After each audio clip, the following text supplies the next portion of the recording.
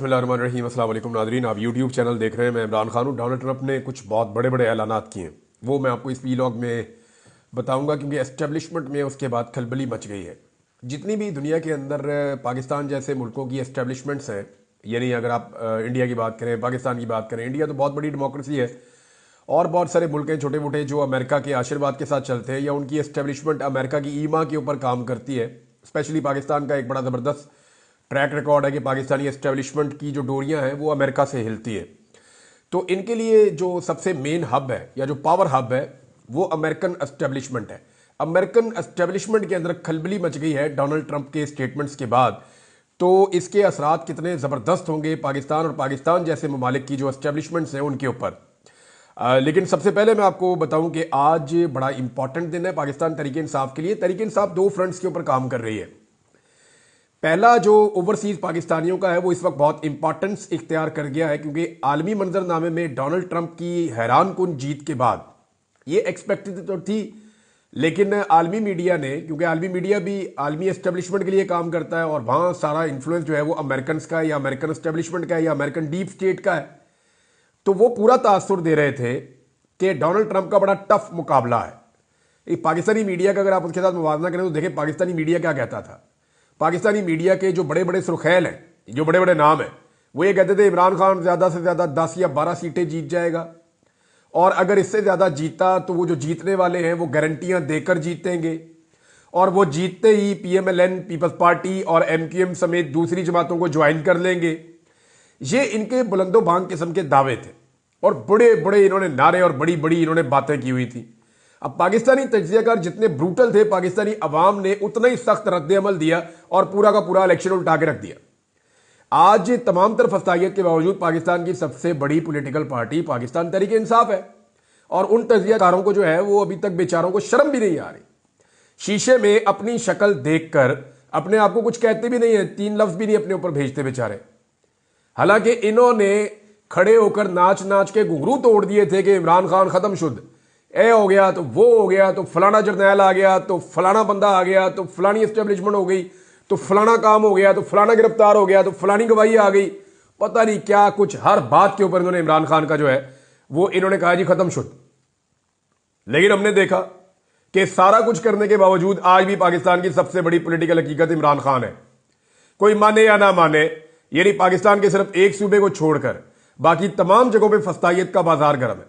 रास्ते बंद किए जा रहे हैं। पंजाब में कर्फ्यू जैसा माहौल बना दिया कि लोग सवाबी वाले जलसे में ना पहुंच सके। रावलपिंडी में गिरफ्तारियां हो रही हैं। अटक में दफा 144 लगा दी गई है। लाहौर ठोकर न्याज़बे का रास्ता बंद कर दिया गया है। सिंध से आने वालों के ऊपर बदतरीन टॉर्चर, बिलावल की फस्तायत वहां पर नजर आई है, और बिलावल फाशिस्ट है। ये देखें, जो लोग माजी में पाकिस्तान पीपल्स पार्टी को थोड़ा बहुत जमहूरी समझते थे ना, उनकी गलतफहमी दूर हो गई। उन्हें समझ आ गई है कि ये जो नया लड़का है ना बेनजीर भुट्टो साहिबा का, बिलावल जरदारी, ये फाशिस्ट है। लोगों को, जर्नलिस्टों को, इंसानी हकूक की तंजीमों को, सारों को समझ आ गई है कि जुल्फिकार जी भुट्टो की सियासत का जो आगाज था, उन्होंने कहा कि मेरे डैडी हैं जनरल अयूब, और फिर उन्होंने वहां से अपनी सियासत का आगाज किया। लेकिन बेनजीर भुट्टो ने अपनी सियासत जो है वो एक एंटी एस्टेब्लिशमेंट बयानिया के साथ आगे बढ़ाई थी। बेनजीर भुट्टो ने बड़ी इज्जत भी कमाई थी। उनकी शहादत के बाद उम्मीद की जा रही थी कि शायद उनका बेटा उनके रास्ते पे चले, लेकिन नहीं। बिलावल जरदारी ने बेनजीर भुट्टो साहबा की सियासत को बर्बाद करके रख दिया, और उन्होंने, बिलावल जरदारी साहब ने अपने वालिद की तरह की सियासत की और वो एस्टेब्लिशमेंट का लौंडा बन गए और कुछ भी नहीं किया। अब वो उसी फस्तायत के रास्ते के ऊपर चल रहे हैं जो नॉर्मली आप देखते हैं पाकिस्तान के अंदर, जिस तरह पीएमएलएन करती थी, अब इसी तरह पीपल्स पार्टी करती है। जो पीपल्स पार्टी ने वहां पे मारा है बलूचिस्तान में और सिंध में पाकिस्तान तहरीक इंसाफ के कारकुनों को, और जैसे गिरफ्तारियां की हैं, जैसे उनकी पुलिस ने गालियां दी है, जो उनकी पुलिस नुकसान कर रही है, अब ये पीपल्स पार्टी का असल चेहरा है। इसको देखें और इसको हमेशा याद रखें। जब भी कभी ये जमहूरियत की बात करें तो इनको ये तस्वीरें निकाल कर दिखाएं। ये पाकिस्तान का सोशल मीडिया इन्हें क्यों जहर लगता है, क्यों बुरा लगता है? इसीलिए बुरा लगता है ना कि जब भी कभी ये कोई झूठा ड्रामा करते हैं तो सोशल मीडिया निकाल के इनकी शक्लें इनके मुंह पर रख देता है। इनको दिखाता है कि जनाब ये आपका असल चेहरा है, ये आपकी पुलिस सिंध के अंदर कर रही है, ये आपकी पुलिस बलूचिस्तान में कर रही है, ये आपने अपनी पुलिस के जरिए से पंजाब में और इस्लामाबाद में करवाया, और अभी यही सारी फस्तायत हम पिछले 2 दिन से देख रहे हैं। इसके बावजूद पाकिस्तान तहरीक इंसाफ के लोग बड़ी तादाद में सवाबी के लिए निकल रहे हैं, मुख्तलिफ जगहों से पहुंच रहे हैं, काफिले निकल पड़े हैं, और खैबर पख्तूनख्वा में मुख्तलिफ इलाकों से भी लोग आ रहे हैं। स्वाबी का जो जलसा है वो बड़ा जलसा होने की तवक्को है। एक नया मोमेंटम पाकिस्तान तहरीक इंसाफ बनाना चाहती है, एक नई एनर्जी भी है पाकिस्तान तहरीक इंसाफ में, और इसमें बहुत सारे अहम तरीन स्टेटमेंट्स हैं। सबसे जो अहम स्टेटमेंट है वो इमरान खान साहब का है। इमरान खान साहब ने बहुत क्लियरली कुछ बातें कह दी हैं, और इमरान खान की बहन ने जो स्टेटमेंट उनका बताया वो ये कहा कि इमरान खान ने कहा कि कल स्वाबी जलसा में वकला, टिकट होल्डर्स, MNAs, MPAs और सारे पाकिस्तानी अपने हक के लिए शिरकत करें। जब इंसाफ अदालतों में आएगा तो इमरान खान को इंसाफ मिल जाएगा। अली मोहम्मद खान साहब ने भी कहा कि इमरान खान साहब को सारी उम्मीदें अपनी कौम से हैं और वो यहीं पे आज़ादी हासिल करेंगे। स्वाबी जलसे में इमरान खान ने पैगाम दिया कि इस जलसे में अगले लायामल का ऐलान होगा। आज़ादी की तहरीक के फैसले जो है वो सड़कों के ऊपर होंगे। जबकि इमरान खान साहब के अपने ट्विटर अकाउंट से या एक्स अकाउंट से एक ट्वीट किया गया है जिसमें बड़ा वादे पैगाम है पाकिस्तानी कौम के नाम। इमरान खान साहब ने कहा कि कल स्वाबी जलसे में हम अपने आइंदा के लायामल का ऐलान कर देंगे। अच्छा, ये बहुत इंपॉर्टेंट है, याद रखिएगा, ये बड़ा खुफिया रखा है पाकिस्तान तहरीक इंसाफ ने। मुझे कुछ हिंट्स हैं, लेकिन मैं ये चाहता हूं कि पाकिस्तान तहरीक इंसाफ ने जिस चीज़ को खुफिया रखा है वो उनका एक अपना सीक्रेट है, जिसने मुझे कुछ चीज़ें एक दो लोगों ने बताई तो उन्होंने कहा कि जी आप प्लीज़ अभी इसको डिस्क्लोज ना करें। हम ये चाहते हैं कि जलसे के अंदर जिस तरह इमरान खान साहब की ख्वाहिश है ये चीज़ें सामने आए। तो स्वाबी के जलसे में इमरान खान साहब ने कल रात को ये ट्वीट किया था आज के बारे में, हम अपने आइंदा के लायामल का ऐलान करेंगे। बंदूक के जोर पर आईन और दीगर कवानीन में की गई तब्दीलियों और मुल्क पर काबिज माफिया के खिलाफ हमें मिन हैसुल कौम खड़ा होना पड़ेगा, वरना पाकिस्तान का कोई मुस्तकबिल नहीं है। साबिक़ वज़ीर आज़म इमरान खान साहब का पैगाम, और ये उनके एक्स अकाउंट से जारी किया गया है।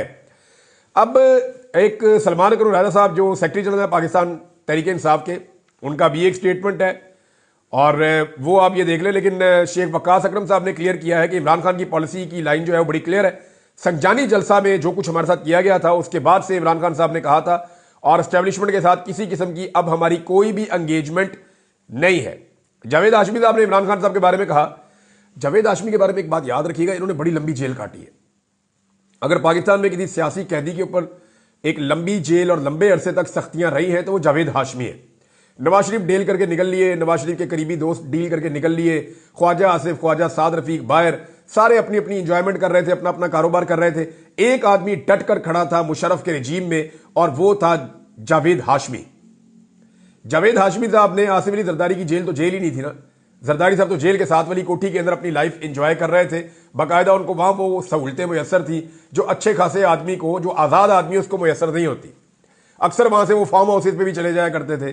तो जरदारी साहब की जेल तो जेल थी ही नहीं। जावेद हाशमी साहब की जेल जरा गौर कीजिएगा। उन्होंने कहा कि मैंने 10 साल जेल काटी है, मगर जिन मराहिल से इमरान खान को गुजारा गया है, अगर इन मराहिल से मुझे गुजारा जाता तो मैं भी शायद डील कर लेता।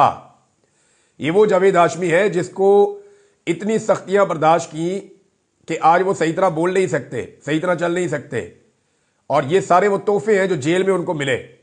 उन्होंने शरीफ खानदान के लिए पूरी एक जंग लड़ी अपनी जमहूरियत के लिए, लेकिन शरीफ खानदान के बार बार सौदों से, बार बार डीलों से तंग आकर उन्होंने अपने आप को उनसे दूर कर लिया। अब वो इमरान खान के बारे में ये दावा कर रहे हैं कि मैं 10 साल जेल में रहा हूं, लेकिन 10 साल में मेरे साथ वो नहीं हुआ जो इमरान खान के साथ हो गया है।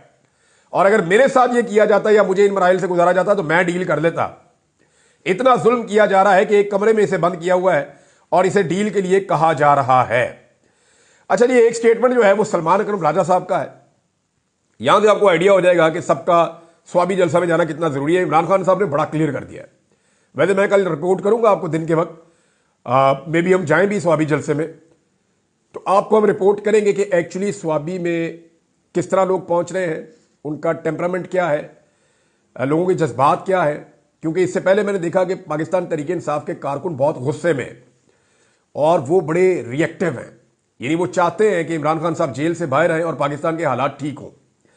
सलमान अकरम राजा साहब ने कहा कि मैं कहूं कि मैं बड़ा वकील हूं, मेरा काम सिर्फ अदालतों में मुकदमे लड़ना है, सड़कों पर निकलना मेरे शाया निशान नहीं है, तो यह गलत है। इंसानों कौमों की जिंदगी में लम्हा आता है जब फैसला करना पड़ता है कि हमने जुल्म के खिलाफ अमल का हिस्सा बनना है, लिहाजा मैं निकलूंगा। कि हमने जुल्म के खिलाफ अमल का हिस्सा बनना है, लिहाजा मैं निकलूंगा।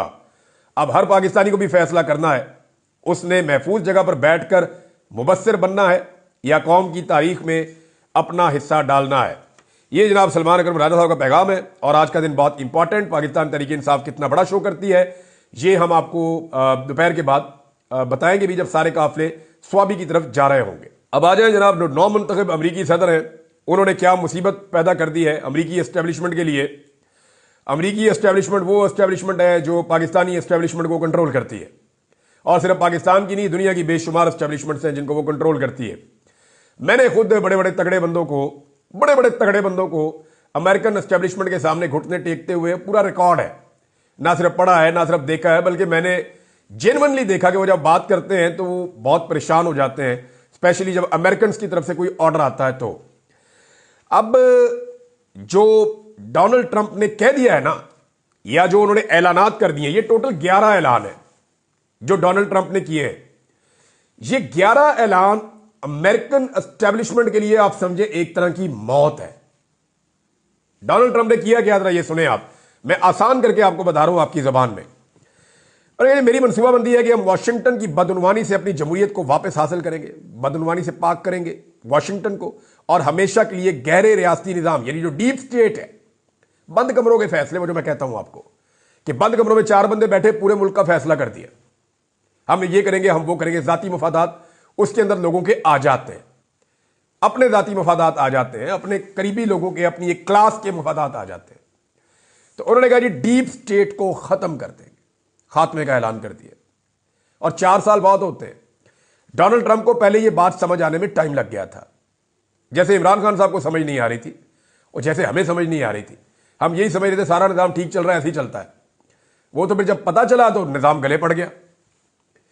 तो यानी पाकिस्तानी ज्यादातर यही समझते थे ना कि एस्टेब्लिशमेंट जो फैसला करती है वो पाकिस्तान के मफाद में करती है, लेकिन फिर हमें पता चला कि नहीं, एस्टेब्लिशमेंट माफिया के साथ डील्स भी करती है। फिर हमें पता चला कि एस्टेब्लिशमेंट और माफिया बीच में से बाद औक़ात मिले हुए भी होते हैं। फिर हमें पता चला कि एस्टेब्लिशमेंट जिन लोगों के कंट्रोल में होती है, बाद औक़ात वो अपने जाती मफाद के लिए भी काम कर रहे होते हैं, मुल्क के लिए नहीं कर रहे होते, और बहुत सारे काम वो मुल्की मफाद में भी करते हैं। वन साइडेड हम नहीं चल सकते। तो डोनाल्ड ट्रंप के ऐलानात, पहला ऐलान उसने कहा सबसे पहले मैं फौरी तौर पर अपना 2020 का एग्जीक्यूटिव ऑर्डर दोबारा जारी करूंगा।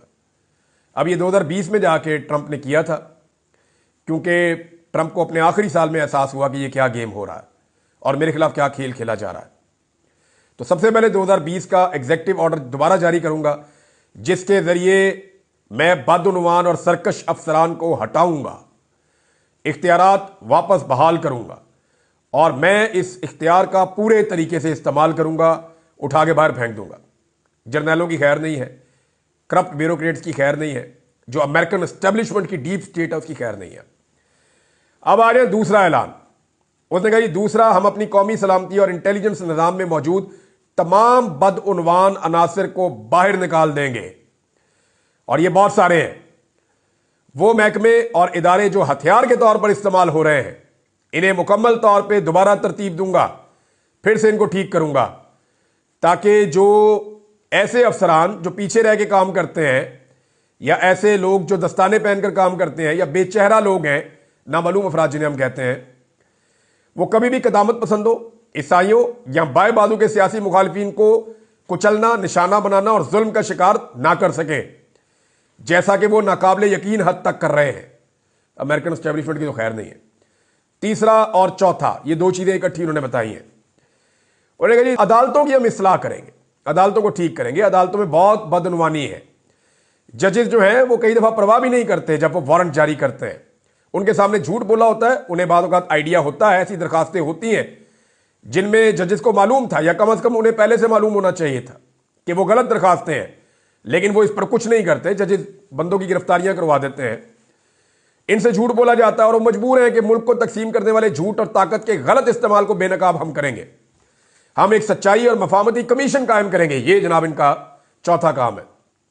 यानी एक ऐसा कमीशन बनाएगा जो इस तरह के सारे मामलों को एक्सपोज करेगा कि कहां कहां पे ज्यादती हो रही है। पाकिस्तान के अंदर कई अदालतों में जजेस ने बड़ा अच्छा स्टैंड लिया, वो खड़े हो गए, उन्होंने कहा नाइंसाफी नहीं करेंगे, लेकिन कई जजेस आला कार के तौर पर इस्तेमाल भी हुए। ये मादी से लेकर अब तक का ट्रैक रिकॉर्ड है। तो डोनाल्ड ट्रंप उसका इशारा कर रहा है, वहां अमेरिका में भी ये गेम होती है। पांचवा, उन्होंने कहा कि हुकूमत के उन लीकर्स के खिलाफ एक बड़े क्रैकडाउन का आगाज करेंगे। हुकूमतों के अंदर बंदे बैठे होते ना, इधर से निकाल के शुदनी छोड़ दी, इधर छोड़ दी, ये एस्टेब्लिशमेंट के कहने के ऊपर प्रोपेगेंडे का हिस्सा बन रहे होते हैं, नए प्रोपेगेंडास खड़े कर रहे होते हैं, जाली खबरों के साथ साजिश करके झूठियां कहानियां फैलाते हैं और हमारी हुकूमत और जमहूरी निजाम को नुकसान पहुंचाने की कोशिश करते हैं। ये हर मुल्क की एस्टेब्लिशमेंट ने ना ऐसे बंदे रखे होते हैं, इधर से खबर लीक करवा दी, उधर से करवा दी, फलां मीडिया को ये दे दिया, उसको ये फीड कर दिया, तो वो कह रहे हैं जी इनको मैं नहीं छोड़ूंगा और इन पर क्रिमिनल चार्जेस लगाएंगे, फौजदारी मुकदमात करूंगा इन पे। छठा, उसने कहा कि जितने भी हमारे इंस्पेक्टर जनरल हैं, आईजी हैं, जैसे हमारे आईजी होता है सूबे का, इनके दफातर को मुकम्मल आजाद कर देंगे और जो मेन महकमा बना हुआ उसके साथ इसका जिस्मानी ताल्लुक खत्म हो जाएगा। सारे आईजी आजाद हो जाएंगे, बिल्कुल इंडिपेंडेंट हो जाएंगे, ये कोई इनके ऊपर इंफ्लुएंस नहीं कर सकेगा, ये किसी की निगरानी में काम नहीं करेंगे। जब ये निगरानी में काम नहीं करेंगे तो इनके ऊपर दबाव नहीं आएगा और ये डीप स्टेट के असर से आजाद हो जाएंगे। यानी होता यह है कि वो एस्टेब्लिशमेंट के गुलाम बन जाते हैं अपनी नौकरी के लिए, अपनी तरक्की के लिए। जब उन्हें उनसे आजाद कर दिया जाएगा एस्टेब्लिशमेंट के असर से, तो वो इंडिपेंडेंटली पुलिस काम करेगी और सियासी मकासद के लिए इस्तेमाल नहीं होगी। सातवां निजाम जो ऐलान किया है डोनाल्ड ट्रंप ने, उसने कहा सातवां, मैं कांग्रेस से एक आजादाना ऑडिट निजाम कायम करने की दरखास्त करूंगा ताकि हमारे इंटेलिजेंस इदारों की मुसलसल निगरानी की जा सके। अमरीकी इंटेलिजेंस जो पूरी दुनिया की निगरानी करती है, उसकी निगरानी के लिए स्पेशल ऑडिट का निजाम ट्रंप कायम करने जा रहा है, इस बात को यकीनी बनाने के लिए कि वो हमारे शहरियों की जासूसी ना कर रहे हो, अमरीकी अवाम के खिलाफ गलत मालूमात की मुहिम ना चला रहे हो या किसी की इंतखाबी मुहिम की जासूसी ना कर रहे हो, जैसे कि उन्होंने मेरे साथ किया है। आठवां ऐलान किया डोनाल्ड ट्रंप ने कि हम ट्रंप इंतजामिया के शुरू किए गए इस इकदाम को जारी रखेंगे जिसके तहत वसी वफाकी ब्यूरोक्रेसी के हिस्सों को वाशिंगटन की दलदल से बाहर निकालेंगे। 1 लाख सरकारी ओहदे वाशिंगटन से निकाल के बाकी अमेरिका में शिफ्ट करेंगे, क्योंकि वाशिंगटन में सारी ताकत इकट्ठी कर दी है। वाशिंगटन में डेमोक्रेट्स तगड़े हैं, तो रिपब्लिकन्स के एरिया के अंदर कोई इंतजामी पावर नहीं है, तो उन्होंने कहा मुख्तलिफ महकमों को और बड़े बड़े अफसरान को अमेरिका के बाकी हिस्सों में भी भेजूंगा। जरूरी नहीं है कि पूरा निजाम एक ही जगह से कंट्रोल हो। जब एक जगह से पूरा निजाम कंट्रोल होता है तो उस कंट्रोल के ऊपर एक कंट्रोल एस्टेब्लिशमेंट का भी होता है, तो इससे एस्टेब्लिशमेंट का कंट्रोल अमेरिका में डोनाल्ड ट्रंप कमजोर करने जा रहा है। 9वां और 10वां पॉइंट इकट्ठा बोला डोनाल्ड ट्रंप ने और उसने ये कहा कि मैं इस पर काम करूंगा कि वफाकी अफसरान को इन कंपनियों में नौकरियां लेने से रोका जाए जिनके साथ वो काम करते हैं। ये तो सिंपल है कि पहले जब सरकारी नौकरी है मुख्तलिफ कंपनियों को फायदा दो और जैसे ही रिटायरमेंट हो उन कंपनियों के अंदर मुलाजमत कर लो और बड़ी बड़ी तनख्वाहें और फायदे ले लो। वो कह रहा है ये चीज तो मैं रोकूंगा फौरी तौर पर और कांग्रेस के ऊपर दबाव डालूंगा कि एक ऐसा कानून पास किया जाए कि एक हद मुकर्रर की जाए कि तब तक के लिए ये बाउंड है कि ये वो चीजें नहीं कर सकते। इसी तरह मैं रियासती निजाम को खत्म करूंगा और एक ऐसी हुकूमत बहाल करूंगा जो अवाम के जरिए और अवाम के लिए हो। ये वो 11 काम है जो डोनाल्ड ट्रंप करने जा रहा है। पाकिस्तानी इकोनॉमी के बारे में बड़ी खौफनाक खबरें हैं। पाकिस्तानी वजीर खजाना ने हाथ खड़े कर दिए, वफाकी वजीर पानी और बिजली ने भी हाथ खड़े कर दिए और जो कुछ इस वक्त पाकिस्तान के साथ पंजाब हुकूमत कर रही है इकोनॉमी को लेकर, ये सारी चीजें मैं आपको नेक्स्ट वीलॉग में बताऊंगा। लेकिन एक खबर मुझे आपको बतानी है, वो है कि एक डाकू है, कच्चे का डाकू, जो यूट्यूब के ऊपर वीडियोस बनाता था, लोगों में बड़ा मकबूल हुआ था, शाहिद लुंड, वो कत्ल हो गया है। कुछ लोग कह रहे हैं पुलिस ने मारा, कुछ लोग कह रहे हैं कि आपसी मुकाबले में मारा गया। लेकिन इसके कत्ल के ऊपर सोशल मीडिया के तबसरे पढ़ के मैं हैरान हो रहा हूँ। एक इसकी आखिरी एक कॉल भी रिकॉर्ड हुई थी और उसमें ये अपने इलाके में एक स्कूल बनाना चाहता था और वो भी हम सुन रहे थे। बहरहाल एक कंट्रोवर्शियल किरदार था, लेकिन कच्चे के डाकू, कच्चे की सिचुएशन और उसके साथ जुड़ी हुई वहां की सियासत, ये हमारे लिए हमेशा से एक बड़ा अहम मसला रहा है, स्पेशली जनूबी पंजाब और इंटीरियर सिंध का। कभी इस पे बात करेंगे डिटेल में। अब तक के लिए इतने, अपना ख्याल रखिएगा, अपने इस चैनल का भी। अल्लाह हाफ़िज़।